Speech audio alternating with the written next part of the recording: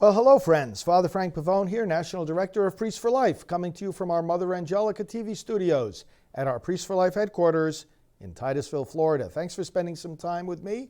We are praying for all your intentions, and I see already Barbara letting us know of one of those prayers being answered. Thank you for praying for me, Father Pavone. I went for my interview and got my job.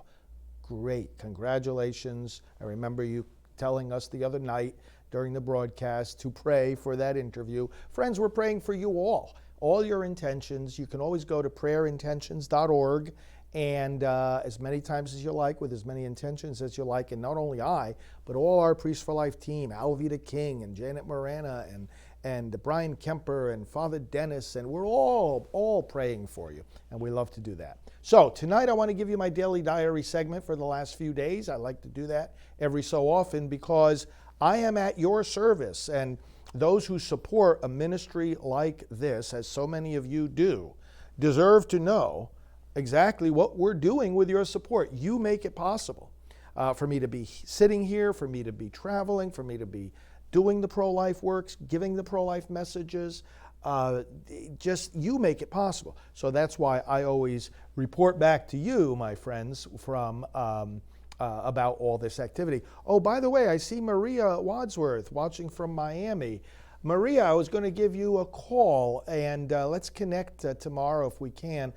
We are going to do some initiatives with the Florida pro-lifers for the elections, and those others of you who are from the state of Florida, we want to arrange a conference call very soon to talk about the elections and the important position that Florida has with the elections. We're going to do that for a bunch of other states as well, and but Florida is very much on our radar. Of course, it's where we are based, and it's always an electorally important state. So Maria, really providential that, and Lynn watching from Miami too. Miami's a great, strong area. I remember many visits I've made there over the years with my Priests for Life work, and I know what a strong contingent of pro-life people you are. When you get together, please give the other pro-lifers of the area my best regards, if you would, my personal regards, and I hope to drive down there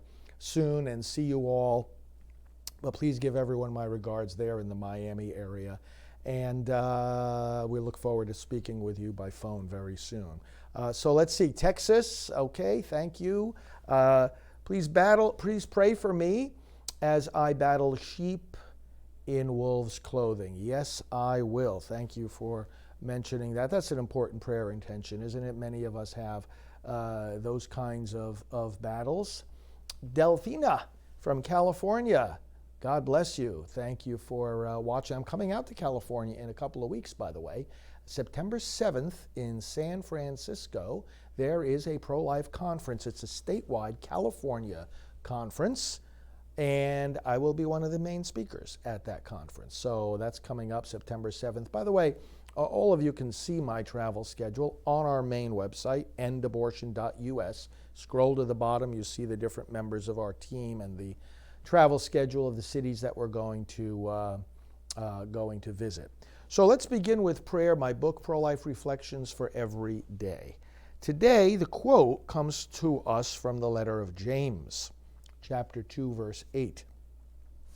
You will be doing well if you truly observe the sovereign law. You shall love your neighbor as yourself. Reflection. Some politicians claim that it is not their business to impose their religious beliefs on the rest of America. But none object to enforcing laws against stealing. Why isn't that an imposition of religion, given the fact that the Bible tells us not to steal? The reason, of course, is that you have a right to your possessions, not because you are a Christian, but because you are human. Let us pray. Lord, help us distinguish between religious beliefs and moral laws that are rooted in our nature. Amen. Isn't that an interesting thought? You've got these politicians say when it comes to abortion, they don't want to protect the babies in the womb by law because, that would be an imposition of belief, but they'll protect your possessions by law because somehow that's not an imposition of belief. to protect your possessions. Thou shalt not steal. The Catechism says it. Jesus said it. The Bible says it, both in the New and the Old Testaments. But no, they don't see that as an imposition of religion because they understand it's common sense. The law has to protect your rights. And if it has to protect your right to possess something, it has to protect your right to live. The pro-choice position is so totally and completely illogical. The arguments, they can't even, we gotta put that in quotation marks, they don't even qualify as arguments that the other side uses. And they're absolutely absurd. Absolutely absurd.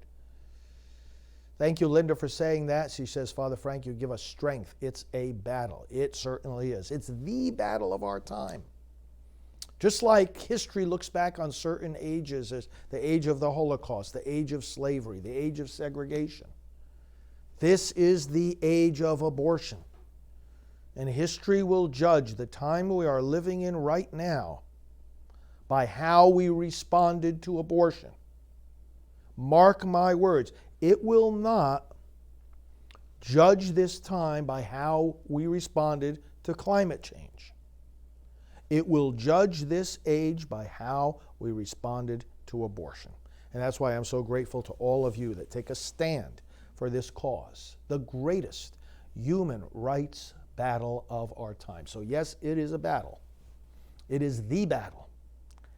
It is the overriding battle because it is the overriding and foundational right that every person has, a right that must be protected by law. You know, I saw one of the Democratic presidential candidates the other night, Delaney, Congressman Delaney, being asked about his position on abortion.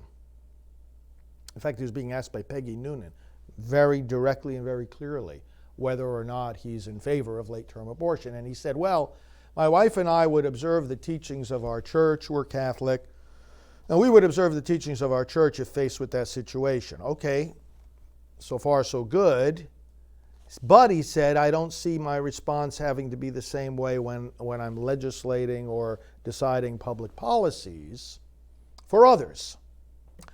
Well, one of the flaws in that argument is that the church's teaching on this issue is not just that you don't do it. The church's teaching on this issue is that you have to do everything possible to stop others from doing it. It's like saying, well, I follow the church's teaching. Again, let's go back to stealing. I follow the church's teaching on stealing. Well, what does that mean? Just that I don't steal, but I go ahead and let somebody else do it if they want? Or that I participate in protecting other people's possessions? You see somebody stealing your neighbor's car, what do? You call the police? Or do you campaign for the right to steal a car? Or do you tell them, hey, you've got the right. You've got the right. Go ahead and you got the right to choose to steal. Thank you, my friend, for your question. Quick question. If you vote for a pro-choice candidate, is that a sin? It's morally wrong, yes, and if a person realizes it's morally wrong, it is a sin. I make that distinction simply because a lot of people don't know what the position of the candidate is on abortion. Some of the candidates try to hide their position on it. But if you know that a candidate is for abortion and you know that you have a viable alternative who's pro-life, by electing the person that is pro-abortion, you are participating in that sin. And that in itself is a sin. To participate in a sin is a sin. It's a deep, I mean, think of it this way. What if you had a party that was explicitly, actually supporting terrorism, and they were running candidates for office, and the candidate said, if I'm elected, we're going to have more terrorism. Do you have any responsibility if you put that person into public office? Of course you do. You do, indeed. Cecilia is saying, ask them if they had permission to take the car. Exactly. I mean, and this is where, morality is never a snapshot. if you see a snapshot of people carrying a car away from somebody's driveway or carrying a TV set out of somebody's house, you can't tell from that photo whether the action is right or wrong, because you don't know if they're the repair people carrying the thing out to fix it or to replace it, or friends that are borrowing the object because the owner loaned it to them, or if they're thieves. So the picture of an action, oh, I see somebody stealing a car. Well, what do I see them doing? I can see them taking the car, but how do I know that they're stealing the car? Depends if they have permission, right? From the owner. So how does that compare with the taking of the life of a baby? Well, the owner is God. No human being owns another. Some pro-choice people defend abortion because they say the mother owns the child. Yeah, welcome back to the age of slavery. There is no such thing as owning another human being. Mother doesn't own the baby. The mother is entrusted with the baby that God owns. It reminds me of the time I've told you before when I was praying at an abortion facility, and one of our people had literally his toes over the property line. People in the abortion mill came out yelling and screaming, "Get your feet off our property!" And I was leading the prayers at that moment, and I paused and I said to them, "And when are you going to get your hands off God's property?" It is the property of God that the abortionist steals and destroys when reaching his hand into that mother's body with those surgical forceps and twisting the arms and legs off that child and pulling them out and putting them into the pan and reaching back in and nipping a piece of the skull and taking it back out, and then the skull collapses and the brain matter flows out, and then he goes in and removes the skull piece by piece. How are we tolerating this barbarity? How can anyone in their right mind say that this is okay? And how can some of those who say that this is okay claim to want to run for public office? They want to govern this country. They want to make the laws or enforce the laws, even as the chief executive of this country. And they can't bring themselves to say that they would protect a baby from being dismembered alive? Is this for real? Is this for real? That's why I say, my friends, and don't think of it as primarily a political statement. It's a moral statement. We cannot support not only a candidate who's pro-abortion, a party that's pro-abortion. The entire Democrat Party, and people shouldn't be criticizing me for saying this, because it's not my fault that the Democrat Party is fully, totally pro-abortion. Look at their platform. Not only is there not a single restriction on abortion that they permit, but they want us to pay for it. Now, please, that's not my fault. That's not my doing. I had nothing to do with it. But I'm not going to sit back and not criticize it. And neither should you. We've got an entire party now. They didn't have to do this. They didn't have to jump in bed with the abortion industry. They didn't have to take the pro-abortion philosophy hook, line, and sinker. They didn't have to do that. But they did. And then you've got some church authorities trying to tell priests like me to keep quiet because I'm being too political. Go take a hike. I'm not going to be quiet because you think I'm being too political when we're living in the middle of a Holocaust and one of the major political parties in our country is approving it, defending it, and asking us to pay for it. You know, you and I, brothers and sisters, all of us our blood should be boiling about this. Boiling. Anybody, church authority, employer, friend, parent, child, anybody in your life or in my life who tries to tell us to keep quiet about this, very, very respectfully, you look at them and you say, go take a hike. You don't get to tell us to be quiet about this. You just don't get to tell us to be quiet about this. None of you, for any reason. So, it's not a political statement in its motivation. Because believe me, if the parties swapped positions on abortion, and if tomorrow the Democrat Party became totally pro-life and the Republican Party became totally pro-abortion, I'd be saying exactly the same thing, and it would be the Republicans taking the criticism.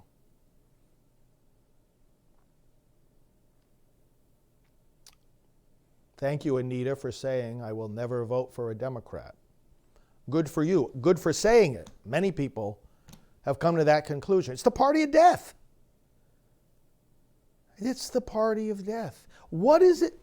See, here's an interesting question. What would it take for somebody to come to the conclusion, Anita, that you came to, who hasn't come to it yet?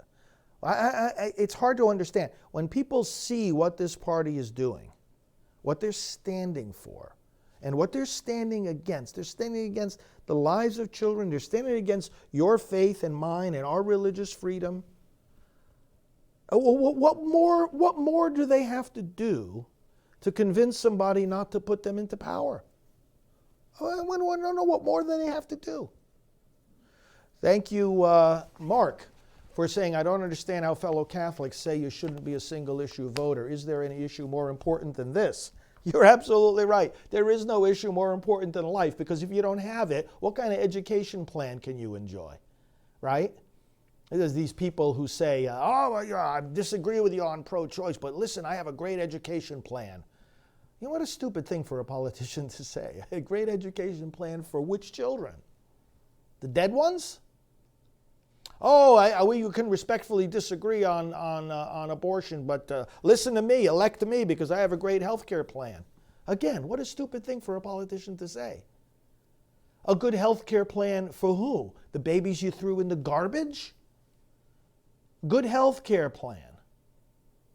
Thank you, Tanya, for saying you are born and raised under communism, with the tearful emoji. I am a proud Catholic and Republican. God bless you. Thank you for saying that. Born and raised under communism. You know, you and so many other people have seen the face of this kind of evil that party represents and has imposed on so many people. We have to appreciate that more. We have to learn from people like you. Hey, Ruben Radar Rodriguez, I remember you from a long time ago. Ruben is saying, I received the same flack in the 1990s when I started the pro-life police group. Ruben, God bless you. It's so good to hear from you. I remember this was around the time I was starting with Priests for Life in the early 90s. I remember hearing about you and just cheering on your work with pro-life among the police officers. And you know what, just like in my case, being pro-life, and Ruben, we're saying now that was the beginning of my careful journey. Thank you for saying the word careful journey from the Democrat Party to the Republican Party. Well, God bless you, because it has to be a careful journey. We're not just our blood boils about this stuff, but that doesn't mean that these decisions are off the top of our head or impulsive or just by emotion. It's got to be a careful journey, and many people, Ruben, as you know, and so many of the rest of you know, have made that journey from Democrat to Republican, because and we've got this on our website. If you go to, let me see, what's the best page? Votinginfo.org. Votinginfo.org. We have one of the links on on that page shows what you would call the decline, the corruption, the devolution of the Democrat Party platform. There's a link on that page that shows, quoting from year to year, convention to convention, every 4 years, how the Democrat Party slowly began to accept baby killing and sexual perversion and a rejection of God and the rejection of religious freedom. It just get worse and worse with every passing year, right up until this last time, 2016, when they came out with a platform that even said they don't want to protect our taxpayer dollars from funding baby killing. So it's got to be a careful journey. You have to do it with open eyes, as you have done, as so many other people have done. Open eyes, thinking, talking with others, learning from others, and this is also so very important. Now, one of you is asking, and thank you for the question, why do we spend so much time on abortion and not enough time teaching girls to value themselves more? We have to teach girls to value themselves more. That's part of our message as well. Different groups focus on different aspects of this issue. Obviously, as you know, they're all interconnected.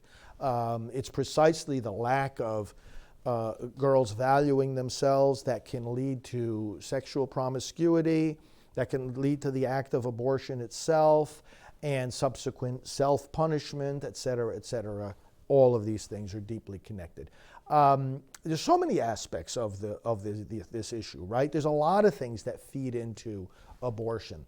And so what we have to do is encourage all the different groups, each of whom specialize. There's various chastity groups and sexual integrity groups. In fact, a lot of the pregnancy centers that we work with and work for do exactly this kind of training: sexual integrity and value, proper self-esteem. The church is supposed to be imparting this message. So we agree completely. This is a key thing that has to be emphasized. But understand that we talk about abortion so much because it's the most blatant offense. It's the actual murdering of a child. And that is a greater evil than having a lack of self-worth, lack of self-esteem. These things are bad, and they can lead to that evil, but they aren't in and of themselves at exactly the same level. So abortion, obviously, that's why it commands more attention. And some groups like mine, some people like me, we are focused specifically on that very, very specific problem of stopping the killing. But the teaching about self-worth and dignity and proper self-respect and flowing from that, the sexual integrity, is the priority of many other groups. And you can be sure we at Priests for Life, and I personally am encouraging them and cheering them on and helping them in any and every way that we can. Well, so hey everybody, a lot of good comments and contributions here.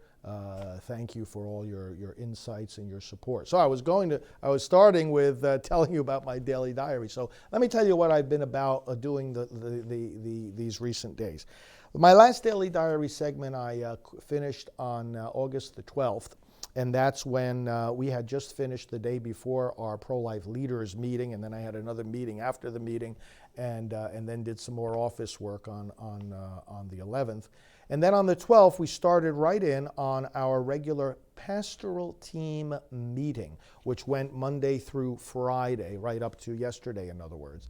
Pastoral team meeting is when our pastoral team comes together, and we meet. We have a series of meetings, morning and afternoon and sometimes at night, when we are updating each other, making plans, Priests for Life plans, evaluating how our projects are going so that we can better serve you. And so all this week we've been having those meetings. Now this time we did it virtually. We used GoToMeeting technology, and sometimes the pastoral team comes here physically, other times we do it virtually. This week was a series of virtual meetings.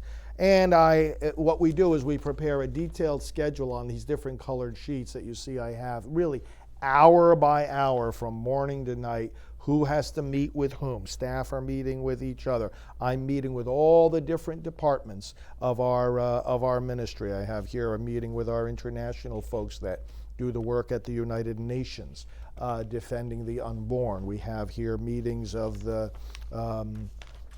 let's see here. Okay, well, the whole team gets together. Meetings with our Rachel's Vineyard team specifically. Meetings with our production team. Those are the staff responsible for getting the books published. We have a publishing division here at Priests for Life. We're getting the brochures written. We talk about new products that need to be created, and we decided on some new products that we're going to write up, print up, and then make debut at the March for Life in Washington. And so we'll have those ready between now and then. More meetings with our international people, meetings with our youth outreach. The pro-life t-shirts, we make plans for promotion of new pro-life t-shirts. Go to our store, prolifeproducts.org, and you'll see the pro-life t-shirts there.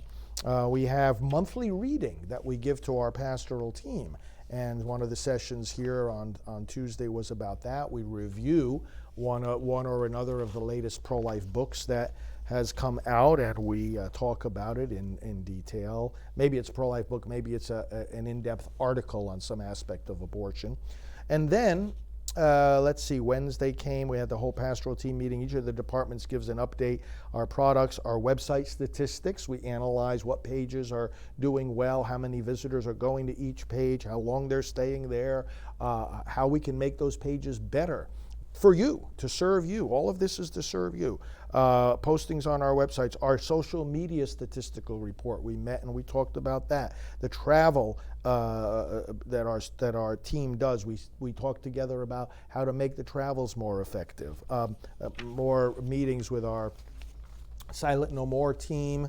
Let's see, what else do we have here? We have, the different departments of the ministry give their updates to the whole staff when we come together. We did a lot of that. And then we went into continued meetings on Thursday, travel meetings for each of the pastoral team members. We talk about where they're going, how we can maximize the trip. We had our fundraisers call in and talk with the team about their work and generating donations, which I know that many of you are part of the solution. Go to prolifegift.org and you can be part of the solution. We're always in need of more funds because we rely on you. We rely on people like you. We don't get like Planned Parenthood grants from the government, for goodness sake, hundreds of millions of dollars.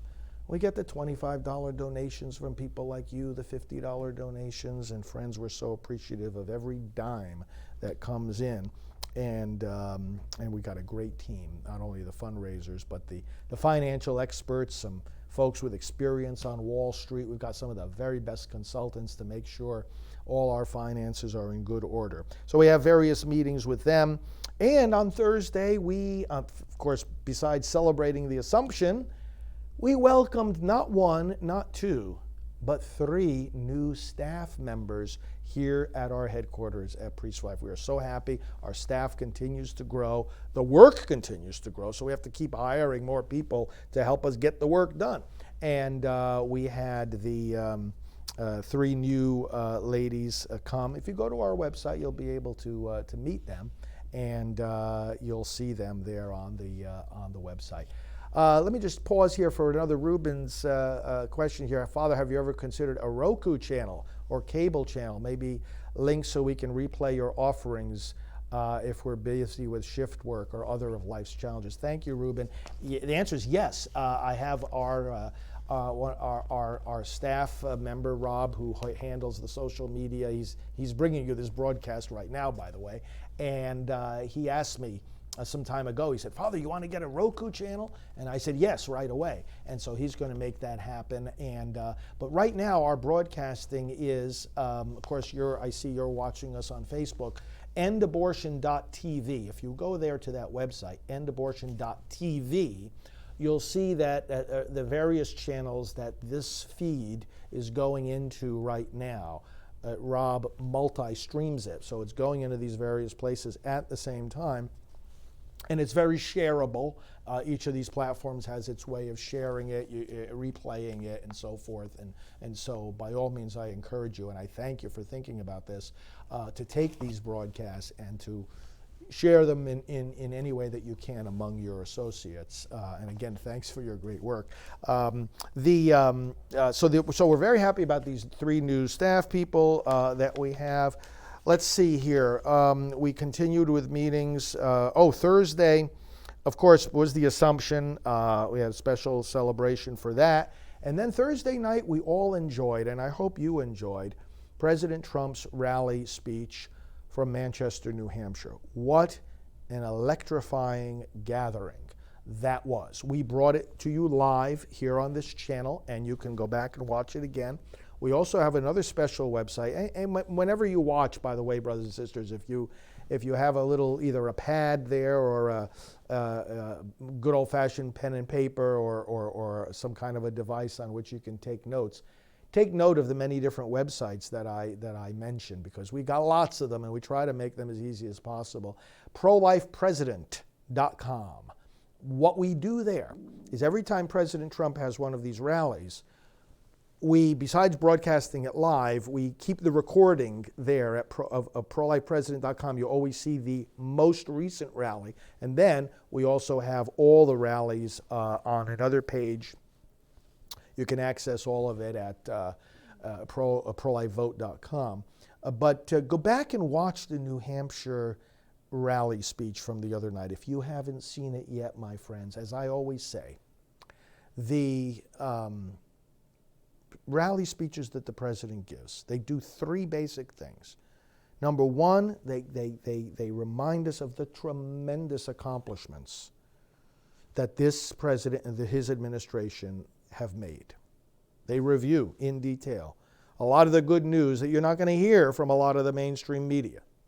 Secondly, they talk about, as we've talked a little bit about here tonight, the dangers posed to us by the Democrat Party. And again, please, nobody accuse me of being too political for saying that. Again, it's not my fault that they're causing all kinds of havoc. Just look at the objective evidence. The dangers we face from the Democratic Party. And then, the third thing the president does so well in these rally speeches, reminds us what we stand for. We as Americans, what do we stand for? What do we believe in? One of the lines from the speech the other night was something like this. He said, "We believe that faith and family, not government and bureaucracy, are the American way." Do you believe that? Does that reflect what you believe?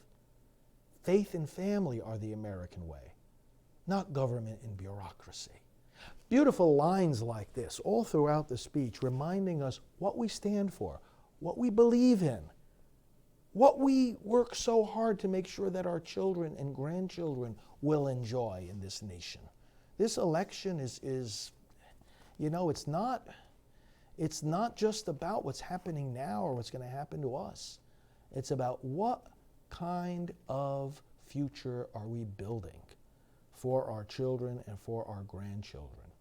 And Cesar, thank you for your comment. And that was something that the president mentioned as well, about the welcome that America gives to the whole world. Anyone is welcome. That's part of the greatness of America, that these ideals of freedom, of accomplishment, are offered to the world, and that this country is based not primarily on unlike a lot of other countries, is not based on a geography or an ethnicity as much as it is based on an idea and an ideal. The idea and the ideal of freedom. And while a person or a family's actual success will vary from person to person, the greatness of America is that they're given the opportunity to succeed. And anyone and everyone are welcome to take part in that. The president believes that. He articulates that clearly. And watch the rally speeches. Watch and you'll see. You'll be excited. You really will. So Thursday night, we did that. We had that rally speech, and we broadcast it. And I live tweeted during the course of it. And got lots of comments from many of you, and happy for your participation in that. Friday, I did a lot of training with the new staff, as did our executive director, Janet Marana, and we had lunch. We always bring, when we bring a new employee on board, Our executive administrative team takes them to lunch on one of their first days here, a welcome lunch, we call it, a way to get to know them and let them get to know us. So we really are a family here, and we try to preserve and maintain that family spirit among our staff. We expect hard work. People know that before they accept the job. We expect a lot of hard work because, as we were saying before, this is the battle of our age. This is the fundamental human rights movement of our age. So it's no nonsense. It's hard work.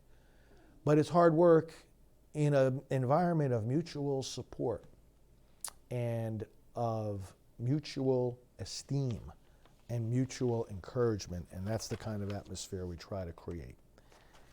Today I've been here.